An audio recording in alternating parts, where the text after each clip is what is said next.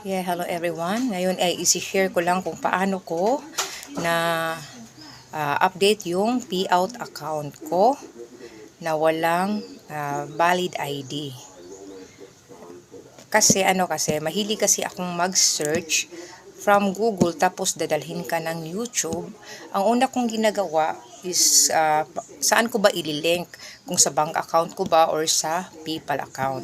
So, sinusubukan ko muna yung PayPal account. So, nagtatanong ako sa Google, search ako kung ano bang mga requirements needed ng PayPal account.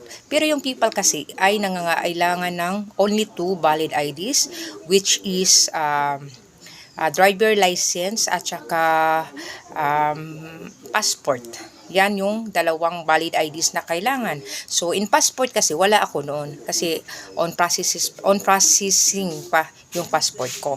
At saka sa driver license naman, which is wala naman ako. Wala talaga ako sa dalawa. So, anong ginagawa ko? Go to Google ako. Search kung paano ba makapag set up sa PayPal account without using valid IDs. At saka nalalaman ko doon na pwede pala, friends. Pwede pala tayong gumagamit ng driver license, tapos ilalagay mo lang daw kasi nangangailangan kasi ng digit number. Maybe ano ba yun? Maybe 9 or 11. Yes, kaya pwede daw tayong gawa-gawa lang. Kaya yun ang ginagaya ko. Nilalagay ko doon driver license, tapos bumubuo lang ako ng mga letters. So, nakapag-set up ako. Yes, yan ang mga ginagawa ko sa PayPal account ko. Pero, talaga, may passport talaga ako. Kaya lang, coming pa. At talagang natatakot ako because today, February 9, talagang expire na ako. So, parang nadi-discourage ako. Kasi lahat ng pinagpaguran ko, lahat ng mga kaibigan ko na nagbibigay ng stars, ay masasayang lang. Kasi babawiin kasi ni Facebook lahat ng mga stars pag na-expire ka. So, nawawalan ako ng gana. Kaya lang, try ako ng try. Hanggang sa nagawa ko talaga. Ang nakakabuti lang talaga dito ay may TIN number ako, which is hindi ko pa nahuhulugan. Yes, kasi kumukuha talaga ako ng TIN number ko before nung nag-open account ako sa bank. Kaya may TIN number ako. So, bago kasi tayo makapag-set up, ang hihingin talaga ni Facebook ay yung paglilink sa ating payout account, which is bank or PayPal. Yes, yan ang hinihingi niya. So, kasi may PayPal na ako sa sinasabi ko kanina, at nililink ko sa PayPal.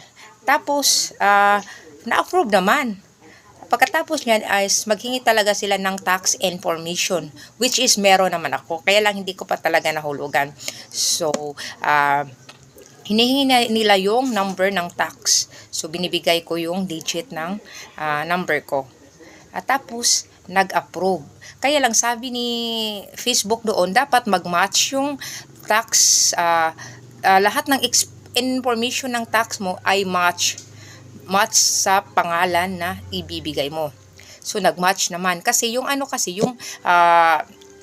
tax number ko, tax information key is Rosalie Yuson. Yan naman talaga yung pangalan ko, Rosalie Yuson, sa panahon na hindi pa ako kasal sa asawa ko. Kaya yan di ba? Kung makikita nyo sa account ko is Rosalie Oquindo. At sa tax sa TIN ko is Rosalie Yuson. So nagkatugma. Kaya nilalagay ko is Rosalie Yuson na. Tapos matapos ko nang mapilapan yung tax information ko, so nag-submit ako, which is nag-send naman si Facebook na talagang successfully verified. At saka ngayon ay sinasabi ni Facebook na on hold yung account ko para masigurado na safety yung account ko. At saka this coming February 18 is okay na yung lahat. Thank you talaga at napakasaya ko kasi ang kailangan talaga natin is patient. At lahat ng mga problema is talagang may solusyon yan.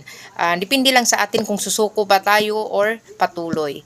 Kaya ako is nagpatuloy. Kaya nakamit ko yung success ko. Thank you. Salamat sa ating lahat. At yan lang yung mai-share ko sa inyo regarding my payout account na nagawa ko kahapon. Thank you.